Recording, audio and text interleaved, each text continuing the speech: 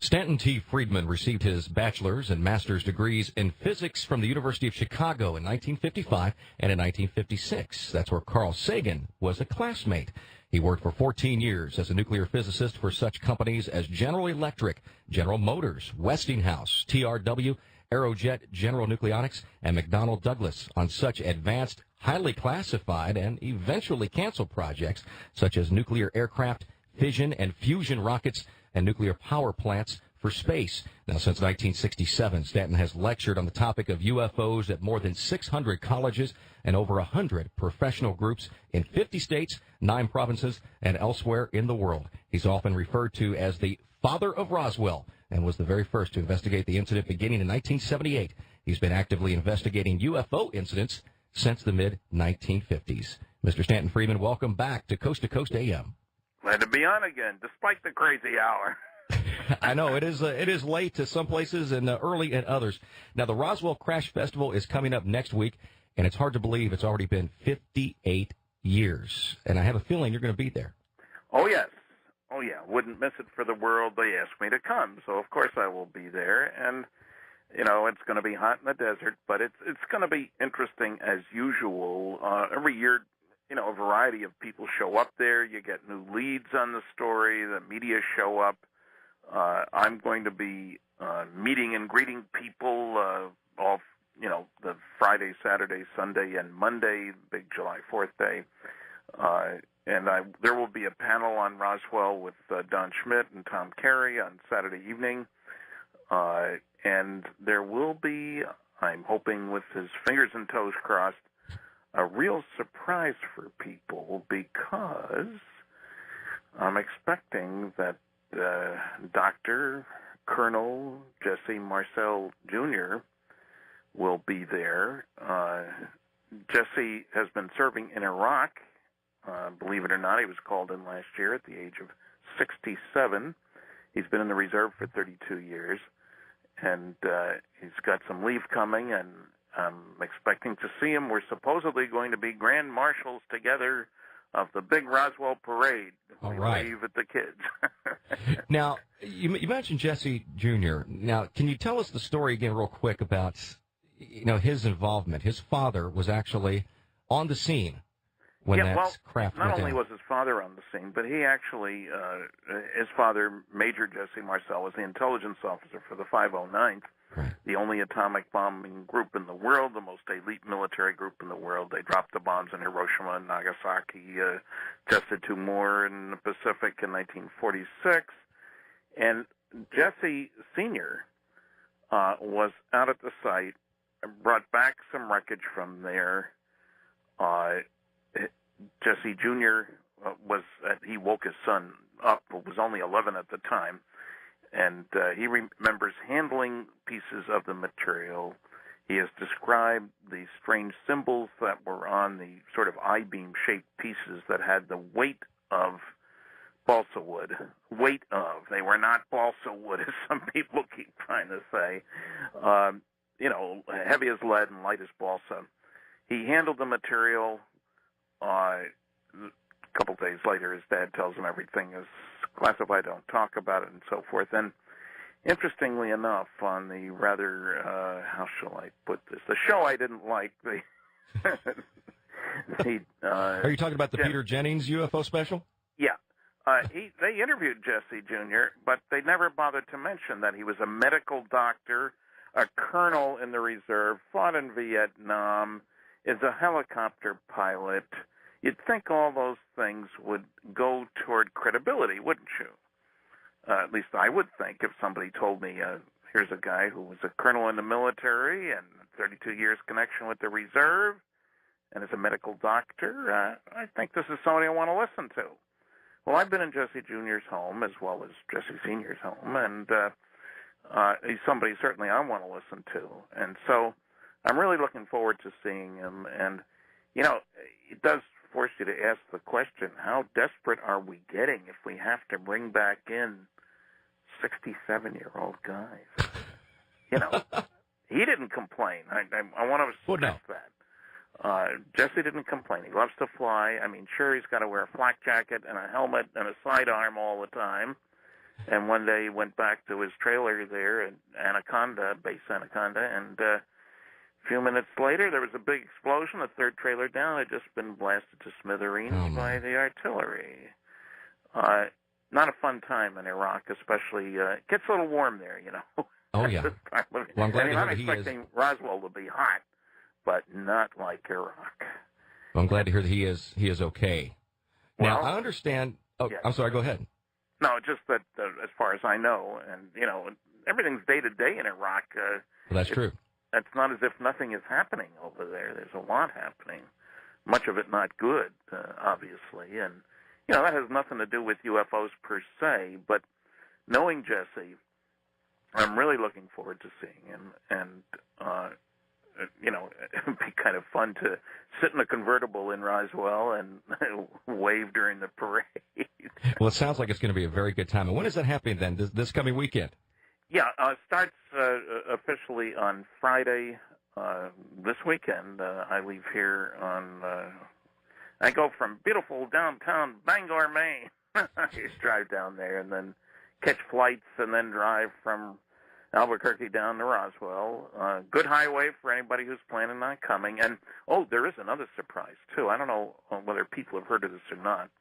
Been traveling quite a bit myself. But the museum, the International UFO Museum and Research Center, has announced that they've purchased a prime hunk of land in the middle of Roswell and are raising funds for a new, larger, improved museum.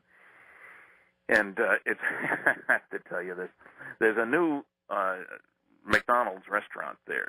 Now, ordinarily that wouldn't be big news. However, this one is built in the shape of a flying saucer. Of a flying saucer. Right across the street, the new museum will be there. But that tells you something. If McDonald's is willing to break with a certain amount of tradition, doesn't it? Yes, it does. They're definitely taking the best of it with the history surrounding the town there. Now, I understand a couple of years ago there was a group who actually did some excavations at the supposed site of the crash in 1947. Are you aware of that, and what kind of information they were able to obtain from that? Well, I remember the picture from the Sci-Fi Channel movie of the, I'll call it the armored trucks carrying samples of the dirt into the bank before they were going to be looked at by. That was the University of New Mexico archaeology department, and they were looking for bits and pieces of this or that, anything strange, and not much has come out of that so far. And, you sift the soil and see what's there besides maybe a Coke bottle or can, No matter where you go in New Mexico, you will find some evidence of past visitation by Earthlings, But they haven't found any really exciting stuff so far. That doesn't mean there's nothing there, but the word we got from people involved in the case was that the government, the way it was put, was vacuumed the desert. Right. Soldiers arm to arm, fingertip to fingertip, moving across the land and picking up anything that was there.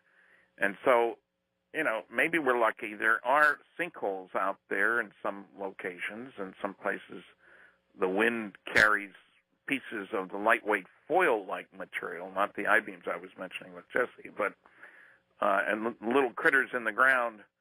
I'll call them mice. There are other things there too. Prairie dogs.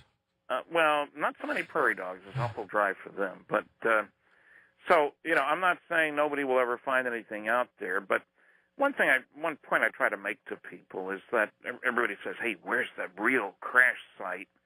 And I say it's out that way, and let's face it, there are a good 10,000 square miles of identical land all around the area there. As a matter of fact, I'll be doing, I'm told, a 4-hour session with a Discovery Channel TV production team out there, and they have agreed you don't need to be at the exact location to tell the story, because there's no way you can tell the difference between that location and all that other land out there. No way to find out. Yeah, there's no landmark in the sense of near the big oak tree. There aren't any oak trees there. There aren't any trees there. So, people are always saying, I want to go right to the site, as if there was something mystical about it. And in a sense, I just came back late tonight from New Hampshire. And while there, I was with Betty and Barney Hill's niece, Kathy, and we went out with the production team to the exact location where the Betty and Barney Hill abduction took place. Now, there's trees all over the place, except in this clear area. There's a house there now, but it was clear when Betty and Barney were there. And, it's good to see the site, to get a handle on what did things look like to Betty and Barney, what were the circumstances. Sure. There's nothing special about it in the sense of what an extraordinary place. I'm not one who's subject to vibes from this, that, or the other thing. It's a little more information. I've been interested in the case since I met Betty and Barney in 1968, which is a long time ago. And, of course, I've seen Betty many times since Barney's dead. But that story is still a very important story. But people shouldn't get all caught up in making shrines out of places. That's not what's important. It's what happened that's important. Right. Now you also just took part in a recent conference on dolphin and ET civilizations in Hawaii that was held earlier this month. Can you tell us a little bit about that? Well, Joan Ocean, who, maybe because of that name, has been swimming with dolphins for many, many years, and she organized this conference, and I got asked to go, and so I did, and I'll tell you, I was surprised about a couple of things. One of them was we went out on a boat ride, one of these 14-foot Zodiac boats, and to be with the dolphins. Now, I hate to admit it, but I'm not a swimmer, but the people who were swimmers on the boat did go in the water with snorkeling gear, and it was incredible to see. We were near a pod of 200 dolphins, mostly spinners. There were some spotted ones, too.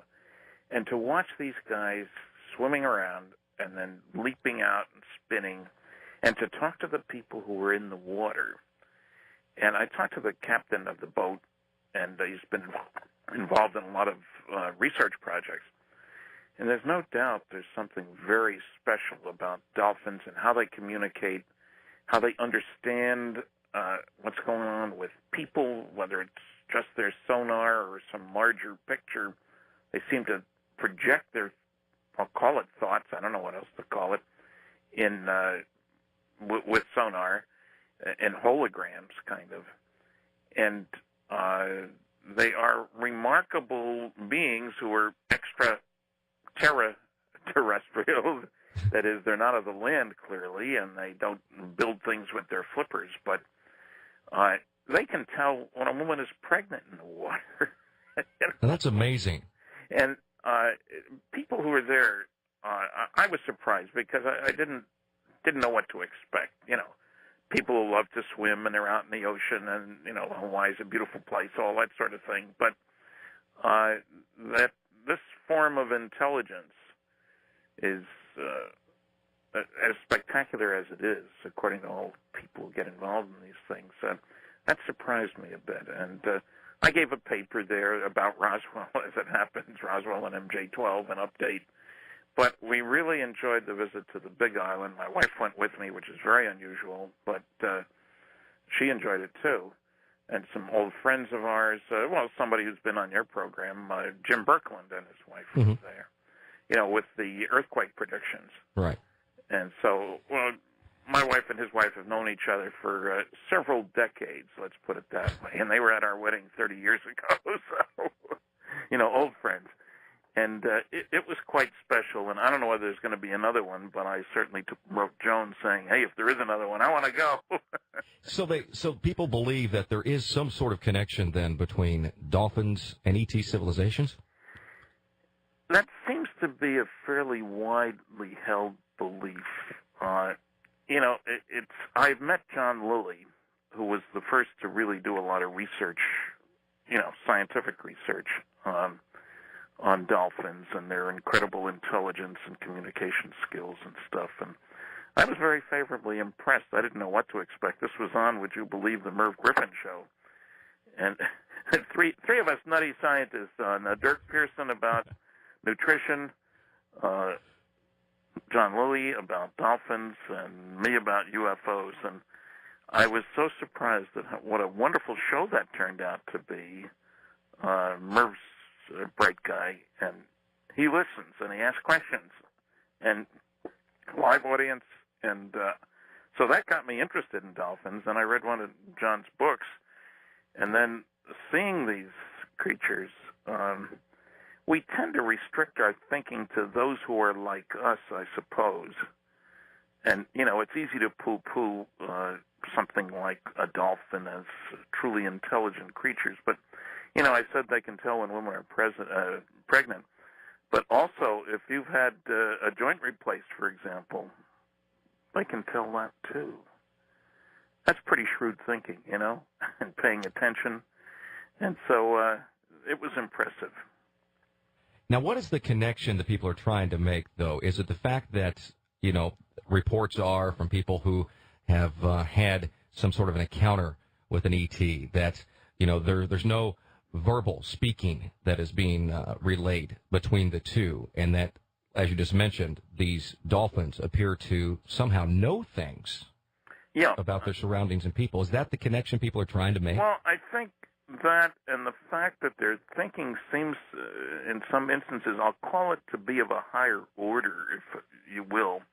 You know, going over the Hill case, as I did this very afternoon, reminds us, as we went over that the aliens seem to be able to control the actions of Betty and Barney and other abductees. I'll call it mentally, because they weren't putting a gun in anybody's back or a knife, you know, an earthling approach to how do you control human behavior. But seem to be able to send their thoughts to direct us to do things even that we don't really want to do. And I don't mean that in a nasty way, but just in Betty and Barney's case, they're trying to get away from this thing. We stood at the location on Route 3 in New Hampshire where Barney had his eyes glued to the aliens with binoculars, and he couldn't pull the binoculars away. And then the directed takes off, worried, scared, and he goes on a crazy back road, logging road at the time. Now it's paved, but and winds up going someplace where the saucer was on the ground, and they got taken on board. Now, you know, how do you do that? That mental, powerful thinking is all I can say, because I don't know what else to call it. You know, mind to mind, if you will. No devices is what I'm saying. You know, nobody was pointing a thing that caused them to do something. That's kind of an extreme amount of power, which is scary, frankly. I mean, exactly. You know, how do you feel about the notion of somebody being able to control your actions, not just the pictures you see in your head? Don't like that. No, I don't either. And yet, would it be surprising if an advanced civilization had developed to that point? You know, we think of our old civilization, thousands of years old, and, you know, you go down the street 39 light years to Zeta Reticuli, and the two stars, Zeta 1 and Zeta 2, are, oh, well, just a cool billion years older than the sun. Right. And welcome back to Coast AM. I'm Chris McGill, filling in tonight for George Norrie, our guest, Stanton Friedman, nuclear physicist and UFO investigator. Now, Stanton, I understand that there will soon be a new edition of your book, Top Secret Magic, that will be published, containing new information about the MJ-12 documents. Now, when is this edition scheduled for release? It's scheduled, and I use that word advisedly, having dealt with publishers in the past, as I'm sure many of your listeners have. Scheduled for September. And I added a new 5,000-word chapter trying to raise a whole bunch of objections that have been raised and dealing with them with new evidence, new data. This includes things like there's a book out, Case MJ-12, which claims that the best argument against the reality of the documents is the fact that the briefing officer is listed as Admiral Roscoe Hillenkoetter. He was the Director of Central Intelligence at the time. But, of course, he was only a rear admiral, so therefore the document must be fake, is the, quote, reasoning, unquote. And as it happens, I was at the Eisenhower Library within the last couple of years and looking for all kinds of goodies, and I'd been referred to some. And I found a bunch of memcons, they're called, memos of conversation put out by General Eisenhower's, I'll call him his staff secretary, Brigadier General Goodpaster. Now, he would take notes at these meetings, which involved both military and civilians. I remember the MJ-12 list had half a dozen military and half a dozen civilians. And the military were 2 Army, 2 Navy, 2 Air Force. Anyway, he'd list the attendees at the meetings at the top of the memo, and then he'd sign off. Now, what was interesting indeed was that all the ranks for the military were generic ranks, where the word general, in other words, can include brigadier general, major general, lieutenant general, 4-star general, and admiral can include rear admiral, vice admiral, and full admiral. And he called himself General Goodpaster. And he signs this memo, a page or 2 or 3 or 4 later, Brigadier General Goodpaster. And I asked 2 different archivists at the Eisenhower Library, does this bother you, this use of the generic ranks here? And see, because I was there, and I have a big fat book listing all the military people and what their actual rank was. I mean, some of the names I recognized, of course, but some of them I didn't. What rank was this guy? You know, I could check on all of these. And very rarely was there a 4-star, either admiral or general. But here we have somebody referring to himself as general when he himself was a brigadier general. And this is the case in the MJ-12 document, the Eisenhower briefing document. Generals and admirals, there's no signature for Admiral Hillenkoetter. So this sounds like a great argument and turns out not to be such an argument when you look at the facts. And there are many is this the argument that bloggers have claimed to have shown? Say that again? Is this the stance that the bloggers have claimed, that they've come up with proof that the MJ-12 documents are frauds? I've heard that so many times. Here's the proof. And any time I go to look at those, I find that it isn't proof at all. It's proof of the ignorance of the person writing the memo and the blogger. Now, some stuff that isn't in the new edition of the book, Paul Kimball, and a lawyer, and so that people won't misunderstand, my nephew has raised some newer objections, and I don't feel that they hold up either. And I've written one of my monthly MUFON Journal columns. That's a place where I can sound off. I recommend the MUFON Journal. Got lots of goodies in it, and I enjoy writing a monthly column there. And I've dealt with several of his objections, and I'll be writing more. He responds, so I respond back. And, with the lawyer, you've got to be careful what you say. And the family member, even more careful. Right. But I'm still, there's a lot of people who assume absence of evidence is evidence for absence.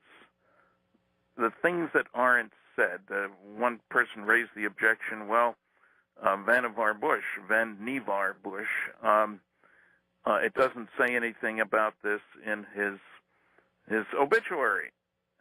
And, I pointed out to people, another very important member of the group was Dr. Donald Howard Menzel, a Harvard University astronomer, who was a total debunker, we thought, on UFOs. And then when I went to Harvard, getting permission from 3 different people to look through Menzel's papers, I discovered to my total shock, because I didn't like him when he was alive, we had a run-in, and he was saying dumb things about saucers, I thought.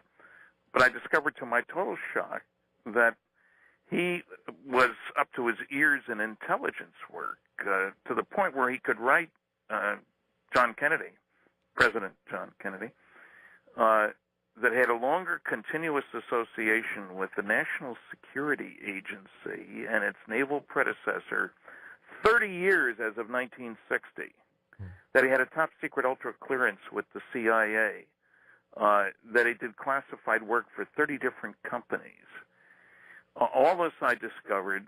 None of us knew any of that stuff. And the interesting thing, absence of evidence, there's an 8-page appreciation of him after he died in Sky and Telescope magazine, because he was a real wheel in astronomy and, Harvard University and all that stuff.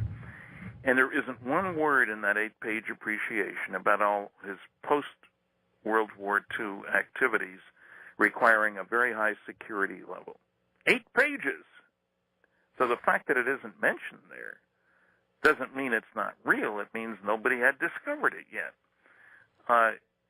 This is a major problem with a lot of people. Well, it doesn't say so here, so it must not be true. For example, President Eisenhower, in his best-selling book, Mandate for Change, mentions a meeting that he had with President Truman on 18 November 1952. Now, that also happens to be the date of the Eisenhower briefing document. Well, if you're in his book, he talks about his meeting with Truman earlier in the day at the White House.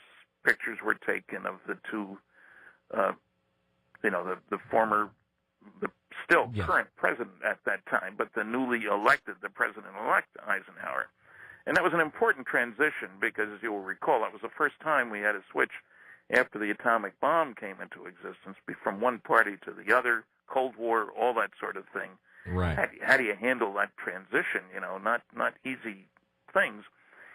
And there is not one word in his discussion of the events of that day about the fact that he went over to the Pentagon and received a high-level security briefing. Now, it is noted in the New York Times article, and it's noted in the files, without giving the details of what was said, of others who were there. General Lawton Collins, the Army Chief of Staff, for example, mentions that he had a meeting with the president-elect on that day. There are 5 other books that I checked about Eisenhower. There are hundreds of books about him. And they all mention, partly because, as Truman said in his notes, the New York Times photographer, they picked the worst picture, he thought, of the two of them to put in the paper. But anyway, 5 other books say nothing at all about the briefing at the Pentagon about national security matters.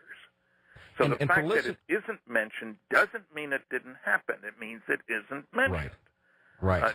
Eisenhower, incidentally, was famous for putting as little down on paper as he could. And I talked to a historian from Johns Hopkins University who was working on Ike's papers for many, many years. And he told me, he said, I didn't fully appreciate that until there was a meeting between him and General Matthew Ridgway, commander in Korea, which was happening while this was going on. And looking at Ike's notes on the meeting and file, nothing special happened, no big deal. You look at Ridgway's papers, and there was a knockdown, drag-out argument between the two of them. You'd never know it from Ike's paper. Now, do you think there's actually more to the MJ-12 documents that just hasn't been found yet? Or maybe an enormous amount more. And, again, this notion of governments can't keep secrets and everything is automatically declassified, pick a number, 10, 20, 30, 40, 50 years after, that's nonsense. And, I believe I've said this before on the show, but at the Eisenhower Library alone, when I was there a year and a half ago now, there were still 300,000 pages of classified material. He went out of office in 1961, January. The Truman Library still has 45,000 pages of classified material. We don't know what is there. You're not allowed to go through all this stuff, and then they tell you, well, you can't have this or that. You tell them what you want. They bring you the boxes with the papers, and you find withdrawal sheets, lots and lots of them, in which they list. I've had occasions where instead of getting a box, they get 3 sheets. With so this obviously wasn't on each listed, memo, top secret, Joe Smith, Tom Jones, January 22nd, 1954, and that's it. You don't know what's there. You can request mandatory classification review, And you may get it 2 years later. You may not get it at all.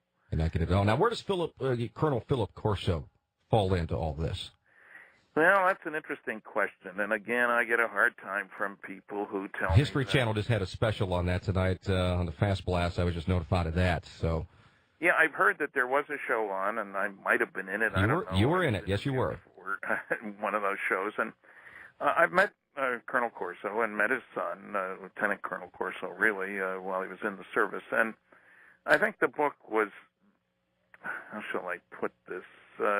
It was a taking advantage of the opportunity book, exploitation book. Came out, the 50th anniversary of Roswell. Right. Several of us were supposed to get advance copies. We didn't.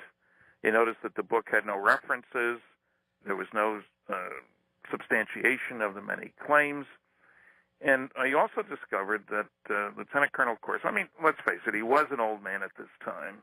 And I'm getting old myself, and I know about something about memory loss. And, the short span memory, I'll tell you in 2 minutes from now what the answer to that question is, But anyway, it turns out that he made claims that simply weren't true. One of them, for example, and I have a copy around here somewhere, he claimed that he was in a sworn statement for an attorney, Peter Gersten, who led the battle on that early suit against the CIA and then the NSA. This goes back a long time, so he's fought the government under Freedom of Information. Anyway, he claimed he had been a member of the president's of the National Security Council. Well, he was not a member, never was a member, never attended a meeting.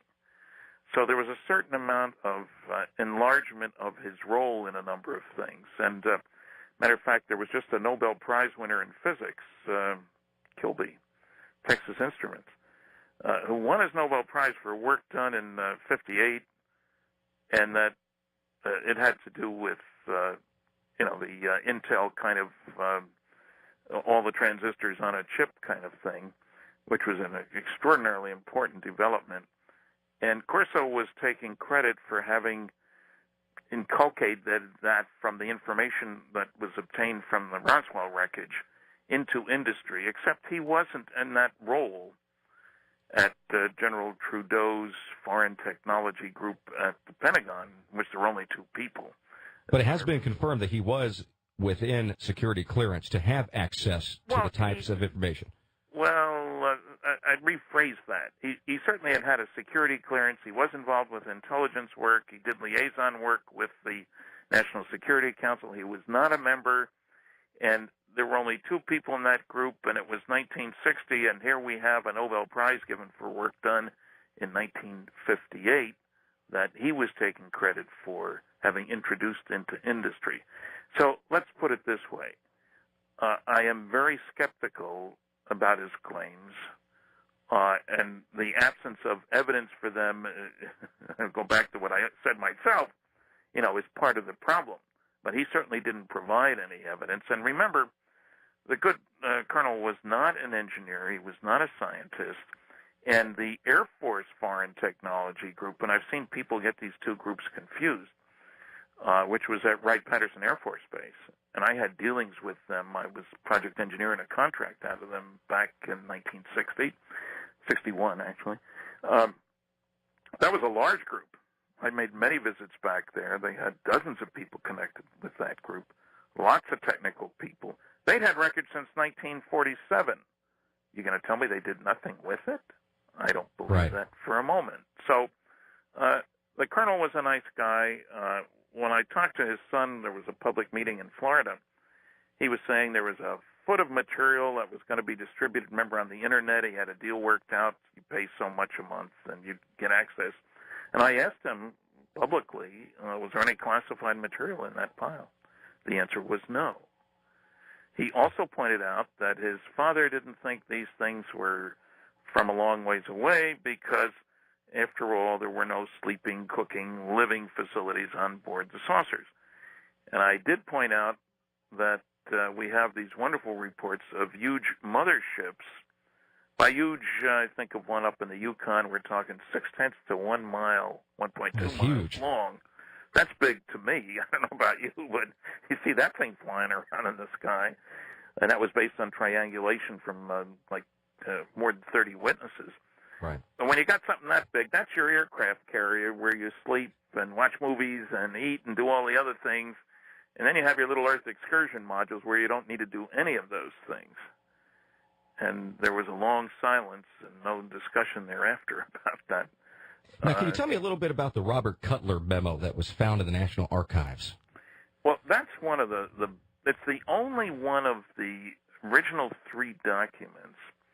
The Eisenhower briefing document, the Truman Forrestal memo, which is page 8 of that, and then the Cutler Twining memo, which was found at the National Archives, folded in between other folders, in box 189 of entry 267 of record group 341. And it's the only, what do I call it, original. It's an original carbon. In other words, it's there at the National Archives at College Park. Many people have gone there and looked at it, gotten their fingerprints all over it, of course. But and it's a brief memo from Robert Cutler. His name is down the bottom. I better qualify that. His name is down the bottom. There is no signature and no slash, meaning original signed by. Anyway, it's just a note to General Nathan Twining telling him that a briefing, the MJ-12 Special Studies Project briefing, would take place during an already scheduled meeting instead of after it. Please change your plans accordingly. But it mentions MJ-12. And that has been attacked for all kinds of reasons. I'll give you some quickies. One of them is the security marking is top secret restricted. That's ridiculous. The government said it wasn't in use at that time. That's a combination of the highest and the lowest. Makes no sense. Forget it. It's obviously a fraud. Fortunately, the General Accounting Office, which was looking for Roswell papers, they published a big report about 400 and some pages long, mostly dull stuff, including letters from me and stuff like that. They published this report and sort of a recounting of what they did to try to find more stuff. And they noted that on December 7th, 1993, they visited a facility and had access to materials up through top secret Air Force facility. And they didn't find any Roswell stuff. However, we noted several instances of the use of top secret restricted, even though we had been told, parenthesis, Majestic 12, parenthesis, that it was not in use at that time, during the same time frame. Now, I contacted 3 different GAO people. I had talked to them when they were doing all this back years ago. And I said, hey, I need copies of those. Stan, the stuff's still classified. We couldn't copy it. You can't get copies of them. But it's good enough for me if they say so in a public document that they saw those instances. That's one thing. So you believe this to be true then? Well, yeah, I also got paid $1,000 from Philip Glass. He claimed that the pica typeface was inappropriate. It should have been the small elite type. And he had 9 memos to prove it. Well, I was going to the Eisenhower Library. He offered me a special deal. He'd pay me $100 each for every genuine such document with the same size and style type. And to make a very long story short, it'll be in the book, I sent him 14 of these documents. He set a limit, unfortunately, of 10. Well, we need to take a break, Stanton. And welcome back to Coast AM. I'm Chris McGill, sitting in tonight for George Norrie. If you're just tuning in, our guest this evening is nuclear physicist and UFO investigator Stanton Friedman. Stanton, welcome back to the program. I have an email message here from Gary in White Bear Lake, Minnesota. Now, he's interested in hearing your view of what you believe these extraterrestrials are traveling in, which is the UFOs. What do you think is their method of propulsion in order to get from one location to another across the vast universe? Well, I'm only interested in the local neighborhood, so I'm not interested in the vast universe particularly. It all goes back to how do they get here? Okay, now we got to separate this problem into 2 parts. One is how do you fly around in the atmosphere, which is, after all, where we see them. Going super fast doesn't do you much good if you got to meet somebody for a lunch. It only takes 1/7 of a second to go around the planet at the speed of light. But if you're going between stars, then it does indeed matter how fast you go. So we have the little Earth excursion modules, and we have the large motherships. And people, in other words, when I say the hills, for example, were picked up by aliens, Betty and Barney Hill, or what crashed at Roswell was an alien spacecraft, I'm talking about an Earth excursion module, a module operating in the atmosphere with the temperatures and pressures and gravitational field near the Earth. That's very different from between the stars. And just as we have large aircraft carriers, I think aliens have these, I call them motherships simply because people have often reported little ones coming in and out of the big ones. Very similar to the notion of an aircraft carrier. So we have two separate technological problems. When I was in industry, for example, I worked on nuclear fusion propulsion systems for deep space travel. That's not within the atmosphere. Where if you're smart and use the right stuff in the right way and kick particles out the back end, having 10 million times as much energy per particle as they can get in a dumb old chemical rocket. 10 million times. I mean, you want improvement, that's the way to go. Yeah. Now, that fusion is something we know a lot about. The star, our sun, and all the other stars around, that's where the energy comes from, nuclear fusion. So it's not an H-bombs, too. We don't really want to talk about those, but they're nuclear fusion systems.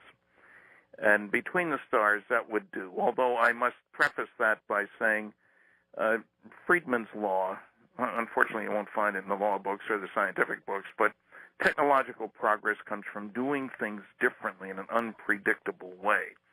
So the notion that we can tell what an advanced civilization is able to do based on our technology is pretty silly. We've had advanced technology for, 100 years? First flight roughly 100 years ago, and certainly fancy computers much less than 100 years ago, and first rockets of any size. And NASA has even done their own propulsion testing, correct? What? NASA has even done their own propulsion testing here. Well, yeah, but the kicker here is that fusion is one technique, and there are people like Michio Kaku who are looking at warping space and time and string theory and all kinds of far-out advanced stuff. We don't know what somebody, let's say, 1,000 years ahead of us. Just look back 50 years. I was using slide rules in industry when I started in the 50s, and I was in a college class recently where none of the students knew what a slide rule was. That's less than 50 years ago. Come a long way. Yeah, and so I would suggest nuclear fusion because it's something we know exists. The stars are there, proof of that, and so forth. Now, within the atmosphere, I think something like magnetoaerodynamics is a good candidate. I did a literature search, oh my goodness, more than 30 years ago, for technical reports done under government contracts as opposed to the open scientific literature that you find in the library. And I got over 900 documents listed under the title magnetoaerodynamics. 90% of them were classified. This is where you ionize the air around the craft and you interact with electric and magnetic fields because ionized air is an electrical conductor. The analogy I like to use is seawater, which is 2% salt solution, if you will, and which is an electrically conducting fluid, and an electromagnetic submarine was built and tested back in the 60s. I've referenced this in my congressional testimony way back in 68. Makes me feel like an old man to go back this far. But so, do you think they're here within our general area, then, so to speak? So they're not really, traversing massive amounts of space and time. I looked upon the local neighborhood within 54 light years of here, which is nothing. I mean, the galaxy's 80,000 light years across. Next big galaxy away is a million light years away, and the universe is 14 billion light years across. So I'm talking down the street, around the corner. Yes. The local neighbors, so to speak. Yeah, very much so.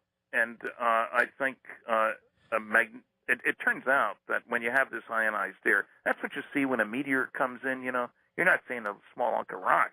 You're seeing the air that's ionized because it's going so darn fast. It separates the electrons from the atoms of the air and so forth.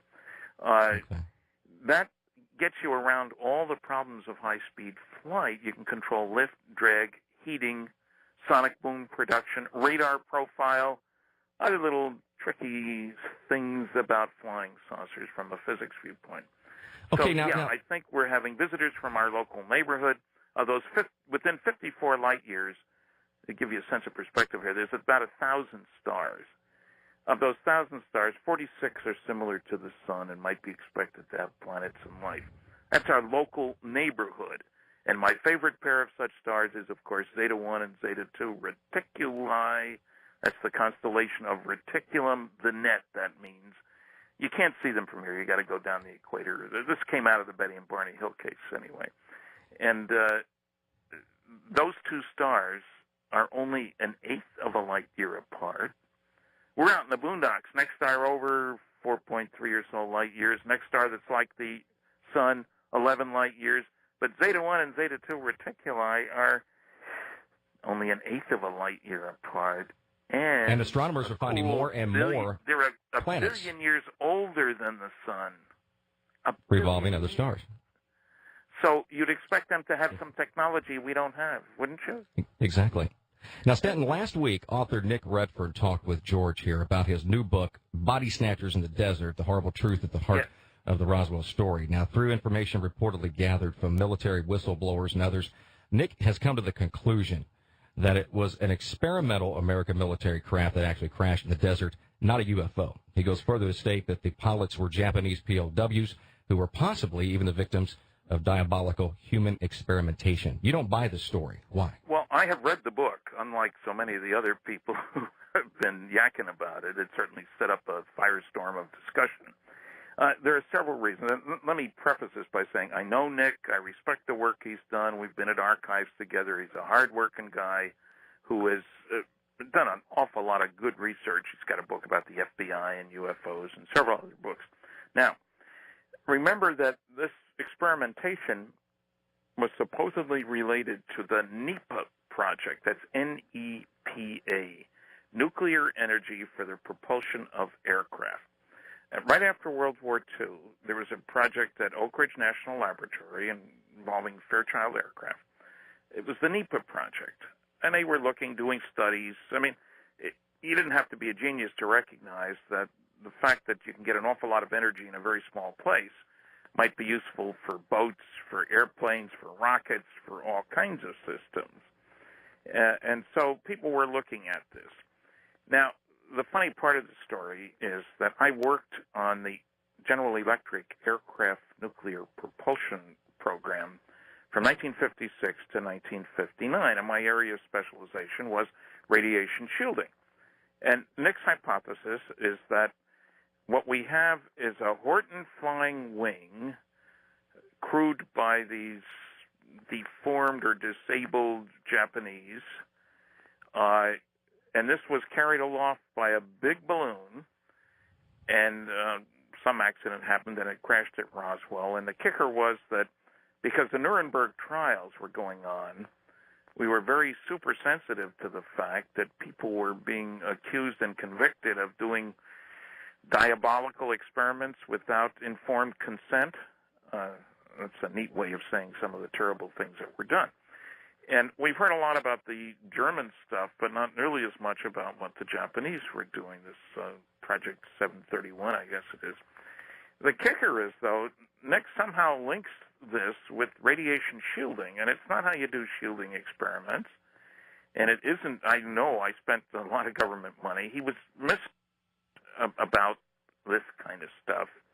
As a matter of fact, there's an article quoted that the program kind of ebbed in 1957 and was canceled in 1961.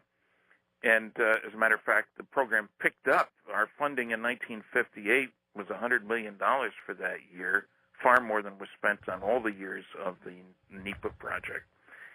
Radiation shielding, the concern was not contamination, which is what he talks about, but you got a crew on board a nuclear-powered airplane. And we did operate jet engines on nuclear power back in the late 50s. Successful application of nuclear energy. It was on the ground, unfortunately. It wasn't flying now. And you want to know how long the crew can operate the plane. So what's your standard for how high the radiation levels can be? And there are two important parts to radiation from a nuclear airplane, neutrons and gamma rays. And to shield them, you need high-density materials for the gamma rays, which are like X-rays, only more energetic, and low-density materials with them, like water or, what do I call it, paraffin. The Navy has used that on occasion, to slow down the neutrons. And so we did awful lot of experiments at a bunch of different facilities, and none of this relates at all to what Nick is talking about. Furthermore, would it have left such a debris field as what has been reported that was actually left there? Well, if it did come down? And it's not only that. Remember that Major Marcel, one of his comments to me in our first conversation back in 1978, was that there wasn't anything conventional out there. You know, he was looking for rivets, for wires, for vacuum tubes. Now, the Horton Brothers flying wing technology, and there is one at the Smithsonian, and it's made out of wood, certainly wasn't of extraordinarily strong, lightweight metals. There's no connection between what was seen, the debris field, as you say, lots of it, but all of it peculiar stuff. Major Marcel didn't see any bodies either. And so there may have been an event such as the flight of a strange craft, with disabled Japanese. I'm not saying the government hasn't done all kinds of terrible things. The justification, of course, is national security, and there were experiments done with injecting plutonium into people. Now, most of those people lived a very long time, incidentally, but there really wasn't totally informed consent, just as the experiments done in the South with syphilis, when people were not given the drugs that were available, instead were just infected. That's not nice stuff to talk about, but it's true. So I'm not disagreeing with Nick that there may not have been, there may have been all kinds of strange stuff going on, but I can't find a connection. For example, he talks about the description given by Frank Kaufman of a strange-shaped sort of vehicle, which might be this 9-foot hunk of metal that he talks about. But he doesn't seem to be aware that Kaufman's testimony has been totally thrown out, even by Dr. Kevin Randall, who was his staunchest defender when they found full evidence of fraud on Frank's part. So overall, you think, in the presence of 3 other people, including Linda Howe, incidentally, that he had told a lie about, his story of what had happened at Roswell. So overall, you don't think this story about it being a military aircraft with POWs on board actually happened?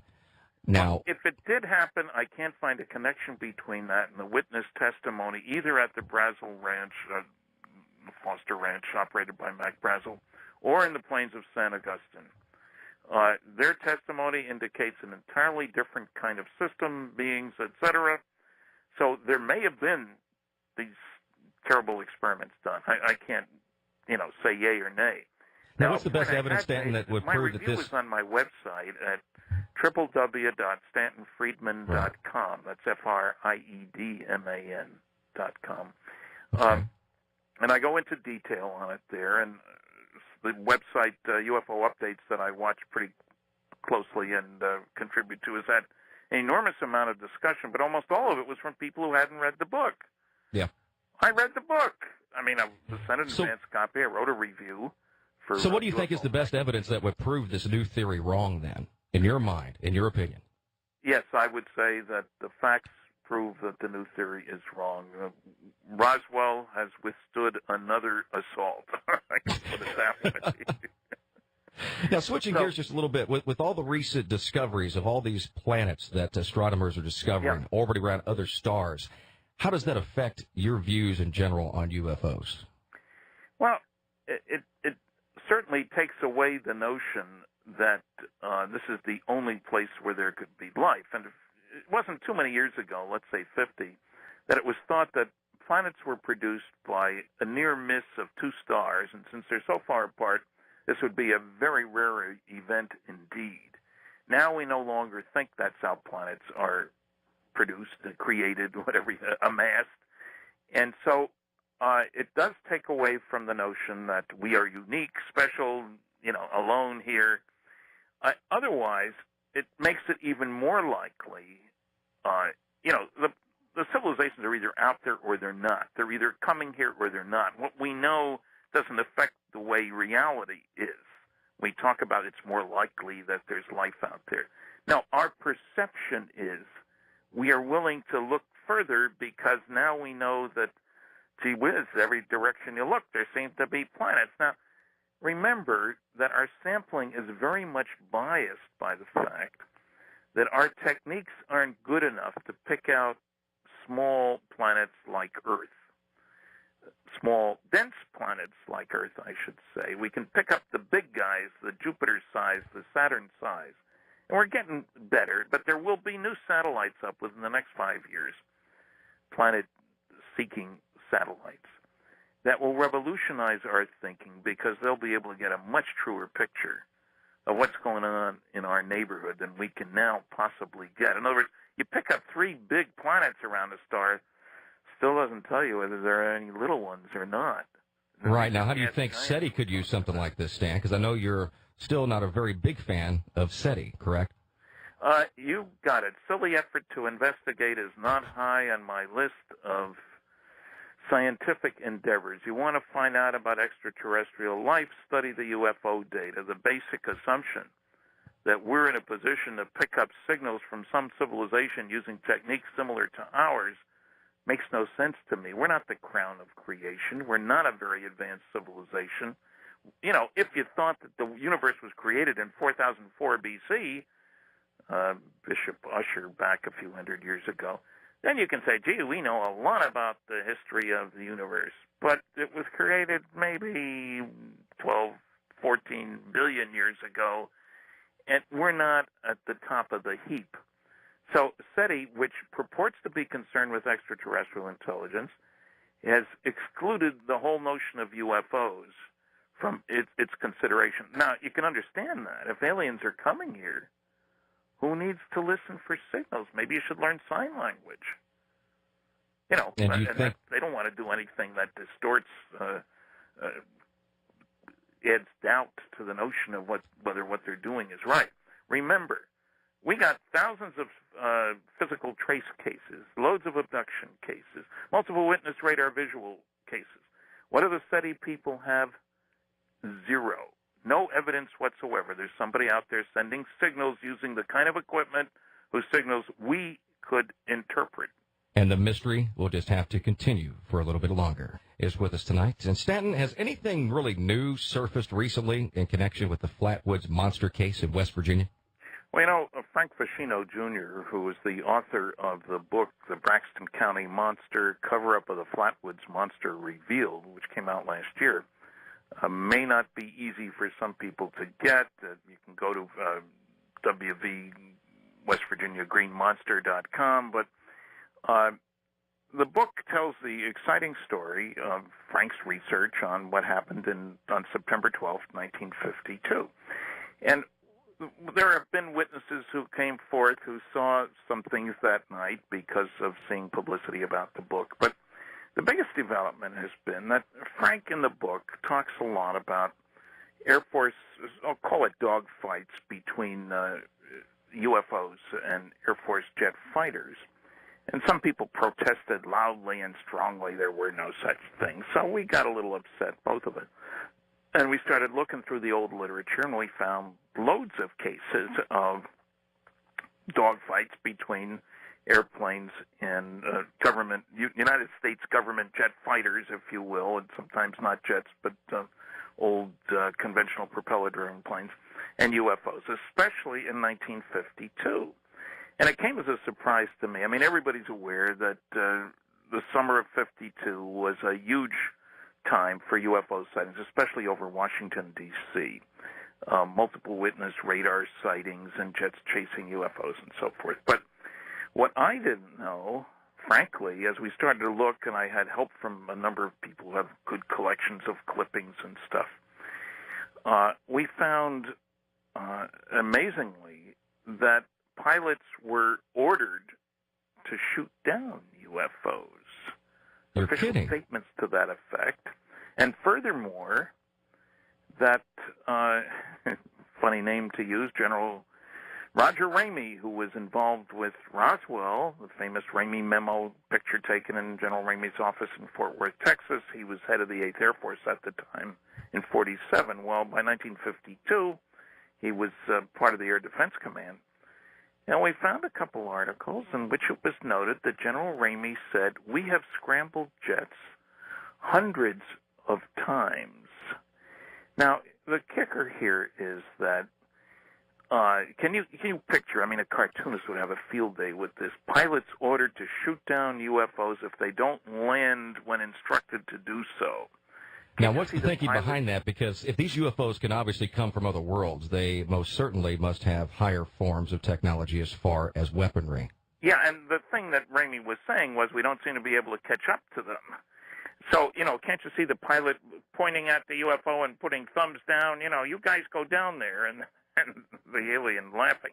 But part of the underlying concern here, incidentally, was that I had mentioned, and I wrote the foreword and the epilogue to the book, and I had mentioned that I had received, on 6 different occasions, stories about more planes going up, more of our jet fighters going up after a UFO than came back down. 2 go up, 1 comes down, 3 go up, 2 come back. If I've heard of 6 instances, there have probably been many other instances. And what we started finding was you can't believe the number of airplanes that disappeared or disintegrated. There were 3. So are they shooting back at us then? Yeah, I think so. Well, shooting may be the wrong word here. But well, right, yeah. Zapping, whatever you want to call it. But whatever they have. Yeah, we had 3 pilots who had over 100 missions each in Korea who came back to the U.S., part of the Air Defense Command. And we were very concerned, incidentally, in 52. The young people may not be aware of that, but we honestly expected the Russians to be attacking because it was clear that Joe Stalin now had a number of nuclear weapons, and he had big airplanes for delivering them. And so we were very concerned about the continental defense of the United States, and we're very sensitive about this. And, I won't say trigger happy, but worried about this. And here we find all these indications that maybe some of these losses, can it really be that the planes were so poor or the pilots so poor? I mean, how does a guy survive 100 missions fighting MiGs, which weren't bad airplanes, incidentally, and comes back to the U.S. without any MiGs, and somehow his plane crashes and he's gone? And now, was there a crash involved in the Flatwoods incident there? There was a crash at Flatwoods. I'll call it a controlled landing. How's that? Does that sound better than a crash? That's better than a crash. Yeah, because it took off again. That's the point. Okay. Most crashed airplanes don't take off again. That one did. It landed at the only flat place in the area. It was seen by a bunch of kids. They went up after it. Some kind of a mechanical device comes from behind a tree, scares the heck out of them. They get sick from some kind of a gas emitted by this device. The Army gets called in the reserve, and Frank is the only guy who's been able to interview the guy who was head of that reserve group. They came in secret. They picked up specimens of stuff. Never heard anything back from where they sent the specimens. It's a fascinating story. And the witnesses, I was lucky enough when I went there for the 50th anniversary, that's how I got involved in this thing, which was 2002, to meet the primary witness, Mrs. May, still alive, her 2 sons who were still alive, saw the tree behind which the monster so-called came. Got a lot of publicity at the time, incidentally. But Frank got people to open up. He spent 10 years on this case, can you imagine? And the Air Force official explanation, it was all meteors that followed rivers, that made right-angle turns, that covered huge swatches of land seen over a couple hours. Most incredible meteors you ever heard of. But when you look at the descriptions given by witness, there weren't no meteors. And so because of the book and the reaction to the reports of all these encounters, we've come up, I suspect, we got an accident report. People should know, incidentally, that military aircraft accident reports are very hard to get. they want pilots and others involved to be very upfront about their comments. So they classify these things, and even families of plane crashed, cause unknown, who want to sue the government because somebody goofed, couldn't get access to the reports. Well, now after more than 50 years, you can get some of these reports, and Frank talks about one case in which a pilot and a navigator in an F-94C on September 12th, the same day as the Flatwoods event, disappeared out over the Gulf of Mexico. When you read the report, it's a comedy of errors or lies or a combination of the two, and you wonder how many other instances do we have, because of all the dollar value of all these airplanes that crashed, has to be astronomical, is incredible. And not only happened in the United States, happened in England and Europe too. Now, Stan, how many aircraft are we talking about here? Do you have any idea how many military, U.S. or whatever country aircraft? Hundreds over a few-year period. And that's just a few years. Yeah, just very few years, early 50s. It's astonishing when you look at the list. And as a matter of fact, the New York Times was bragging about how we're doing better because the number of accidents per 100,000 hours flown, had dropped some. But the numbers are shocking as to how many airplanes went down. Hundreds and hundreds. Guys killed too, of course, in most of these. And the term disintegration is used on occasion. Now, how the heck does an airplane disintegrate? Flying along and zappo. And one of the 6 cases that I mentioned earlier that I had heard about was near Cuba, 1967. 2 MiGs go up after a UFO that's heading southwest toward Cuba. They talk to the ground. They try to interrogate the UFO, a spherical object with no appendages. What should we do? And the ground says, this is picked up by the National Security Agency, the linguists who listen in on foreign military communications. And the ground says, shoot it down. So the lead pilot arms his missile, gets his radar lock on, and suddenly they're shrieking from the second pilot, the wingman, that the first plane just disintegrated. And this was sent into NSA headquarters, and they were told to list the plane loss as equipment malfunction. I guess if your plane disintegrates, your equipment malfunction. That is a major malfunction, I would think. Yeah. And so this is one of the cases, and I talked to the guy who heard this conversation, and the government reacted very strongly when somebody tried to get more information under Freedom of Information. Fortunately, I was the only one who knew the guy, the informant's name, and I wasn't giving it out. But the FBI visited somebody who made requests. The Air Force, the equivalent of Judge Advocate General, whatever they're called for the Air Force, called the young man who made these requests and, put all that stuff away. It's highly classified, blah, blah, blah. So, what happened? And what was going on in 1952? And why were we instructing pilots to shoot down flying saucers? And why does General Ramey admit hundreds of times jets had been scrambled when the Air Force official policy is, gee, these things aren't a threat to the security of the United States? They're no threat at all, yeah. Now, I recently read the book called Dark Object by Don Ledger and Chris Stiles, and this tells the story of the Shag Harbor incident, a story where a UFO reportedly crashed in Shag Harbor, Canada. Did you ever investigate that particular case? Well, yeah. As a matter of fact, I mentioned in the book several times. I noticed that they had called you in the process of putting this book together. Yeah, and I gave them some suggestions on where to get information in Ottawa, Canada's capital, which is not Toronto. Some people seem to think it is. It's Ottawa, and the National Archives of Canada are there. And, yeah, and I did check out, I've talked to some witnesses. This is different from Roswell in the sense that not only was it 20 years later, but there were actual witnesses to the object going down into the water off Shag Harbor. And RCMP got involved, and the official paperwork says it was an unidentified flying object. Now, what the guys talked to Navy divers who went down and were looking for stuff. So I think it's a very good case. And, there are some national security concerns here in terms of, that's at the southwest corner, if you will, of Nova Scotia. Right. And Russian submarines that want to get near the United States might go by there. And so there was some concern about, the United States got involved in this search, no question about that. Well, there was a major United States submarine base there close by, right?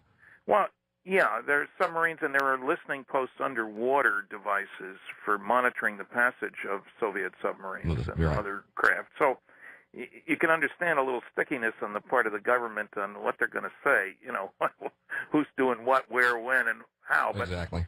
Excellent case. The witnesses, many of them were young and still alive. We're losing the Roswell guys pretty darn fast, as you know. I mean, 58 years ago, that's kind of a long time. So, yeah, I like the story. I'd consider it one of Canada's top 10 UFO cases, no question about that. And the guys did a nice job, and they're still active. Don Ledger's on UFO updates. He's a pilot, incidentally, and has written a lot of stuff, not only about UFO sightings in the maritime provinces of Canada. I live in one, New Brunswick, even though I have a post office box in Maine, and this confuses people, and I'm sorry. It's not very far away, though. No, it was 73 miles to beautiful downtown Holton, Maine. Post office box 958, Holton, Maine, 04730-0958. And you can get a free list of books. Send me a self-addressed stamped envelope. You go to my website, www.stantonfriedman.com, and you can order books and videos, and even, hey, I'm going modern. We got a DVD out. I hear that. You're going DVD now, so you're heading into the 21st century. Yeah, 2 volumes. Well, it took me a while to get out of the 19th century. But, yeah, that case is a good one. And I recommend the book if you can find it. It's not so easy to find in the bookstores, but probably through Amazon. You know, they got everything. Yeah. And I want to remind the listeners, too, that, Stanton, you'll be the special guest on Streamlink's live chat at 8 p.m. Pacific time later today, too. So a lot of folks can get a chance to speak with you there on the live chat. Now, we did have a fast blast come in. A person would like to hear about your story of the Foo Fighters of World War II. Can you talk about that briefly before we go to the next break? Just briefly to say that there were pilots on both sides, the Allies and the Germans and also the Japanese, about these strange lights, things that would circle around bombers. I talked to a French pilot. They expected to be shot down imminently. This is during World War II. And so each side had these things. They each thought they were secret weapons of the other side, and it was only after the war, when pilots got together, as they will, that, you mean that's not yours? No, we thought it was yours. And the question is, what the heck were these things? And Foo Fighters, I've seen 3 different stories about what the origin of the term, but for those of you who read the comic books back 50 years ago, Smokey Stover, I guess that was his name, and you know, talked about food. Where there's smoke, there's fire. The French word F-E-U is fire. Mispronounced, of course, but what the heck. And so after the war, there was trying to figure out, and during the war, the worry was somebody else's secret weapon, and we got to watch out for this. But there were no cases where these things seemed to do any damage to any of the airplanes on either side. So are these devices sent out by aliens attracted to Earth by all the horrible things going on this planet? You know, we talk about nuclear weapons toward the end of the war, but there was Hamburg and Dresden and the firebombing of Tokyo. We destroyed square miles of Tokyo with firebombing. The houses go up pretty quick when they're made out of, you know, paper and wood and stuff like that. So anybody in the neighborhood who wanted to check out planet Earth would say, holy cow, look what these guys are doing. What's going on here?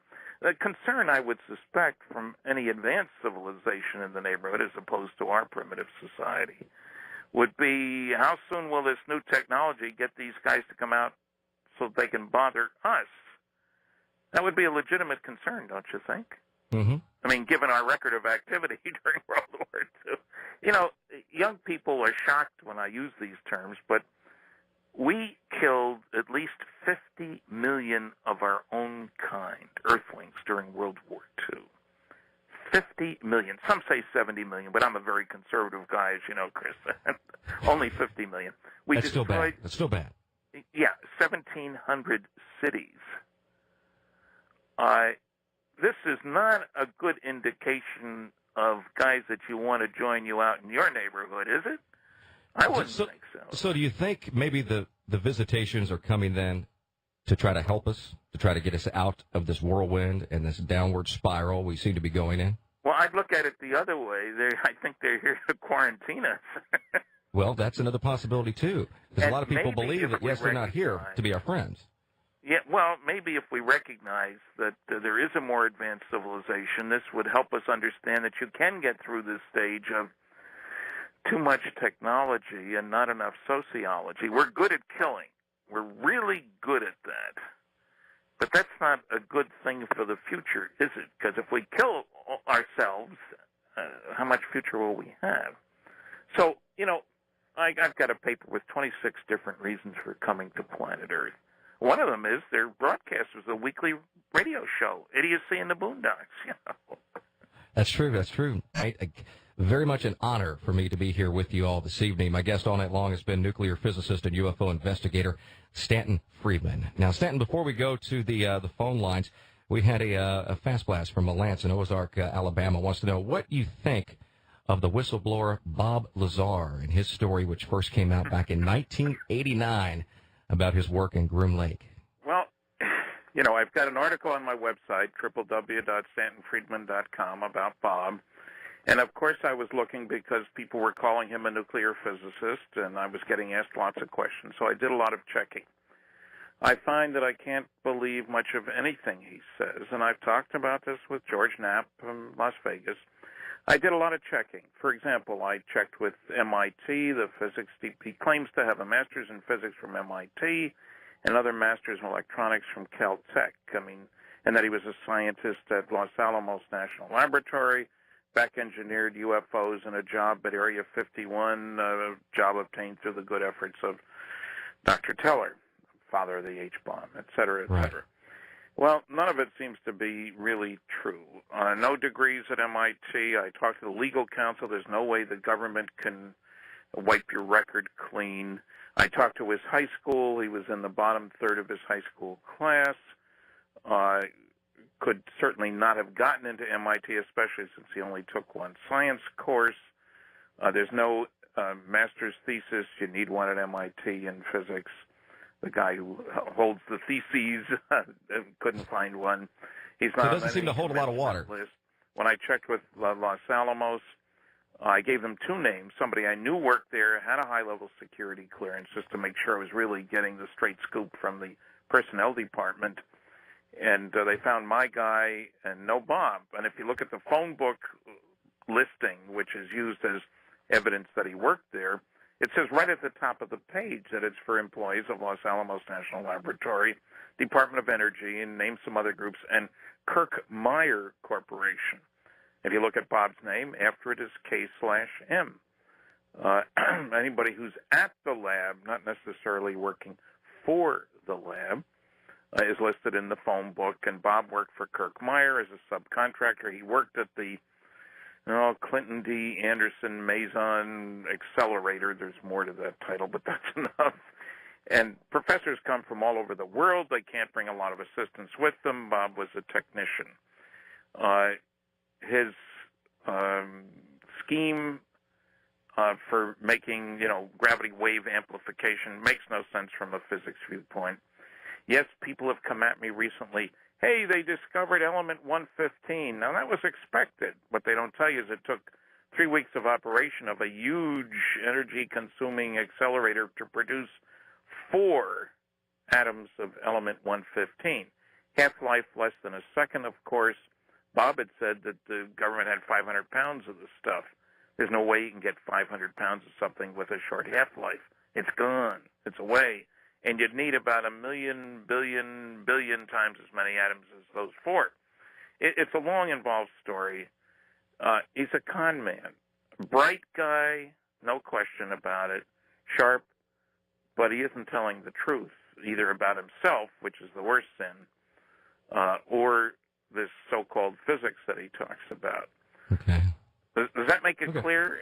I think if Bob's not here to defend himself, we'll just leave it at that, and hopefully that'll answer your question, Lance, in Ozark, Alabama. Let's go right to the phone now, east of the Rockies. You're on Coast to Coast AM. Welcome. Thanks very much, Chris, and I'm delighted you have such a fine guest on as well, Stanton Friedman. It's an honor to ask you a question. Thank you. I'm interested in whether you have any knowledge of reasonably verifiable instances of persons who have had contact, perhaps it's only telepathic, with extraterrestrials. And one rather vague reference I know is in Fred Bell's book. I think it's called Rays of Truth, Crystals of Light. I may have the order slightly mixed. Yeah, I've met Fred Bell. I make him much more of a con man than Bob Lazar, incidentally. But contact with aliens, you have to define what you mean by contact. If you look at Bud Hopkins' fine work on abduction cases, there are over 600 people he's worked with who apparently have been abducted temporarily, if you will. We don't know about the ones who've never come back, by aliens with direct contact in the sense of being in the same place, maybe being examined, etc. Maybe had memory loss instigated, a crude way of putting that. In the larger sense, if you mean people who are getting messages all the time from aliens, telepathically or otherwise, channeling is another aspect of this. There, I'm much more constrained, if you will. There's no question that there are people who claim to channel aliens, and sometimes I think that maybe they are. And as I mentioned earlier in the program, one of the amazing things about aliens seems to be that they can get us to do what they want mentally, and that certainly implies telepathic communication, call it channeling if you want. So I leave room for that. But I know of no great guru whose truths from on high should be accepted by us all. Remember, there's no reason to believe aliens. I mean, as Bud often has said, the two groups whose pronouncements you can never believe, and that's the aliens and the government. So what I'm saying is I allow for the possibility of channeling or mind-to-mind communication, right. But that doesn't mean that we have to accept that all. It's in my gray basket. I'm famous for having a very large gray basket. Not yes, not no, maybe. But about encounters with aliens, incidentally, Ted Phillips, who's done an outstanding job over the past 35 years or so in collecting physical trace cases where saucers are seen on or near the ground, and after they leave, we find physical changes. These are not crop circles now. In 1/6 of the cases, and he's got over 3,000 good ones, there are aliens being observed by the witnesses. These come from 90-some countries. So it's not an infrequent occurrence. So the existence, the reality of aliens is clear. Whether they all come from the same place or not, I don't know. Okay, well, great. Thank you for your call. Let's go now to the other side of the country, west of the Rockies. You're on Coast to Coast AM with Stanton Friedman. Hello, Chris. You yes. sound like you've been doing Coast for a long time. Thank you. I've been doing it for a while.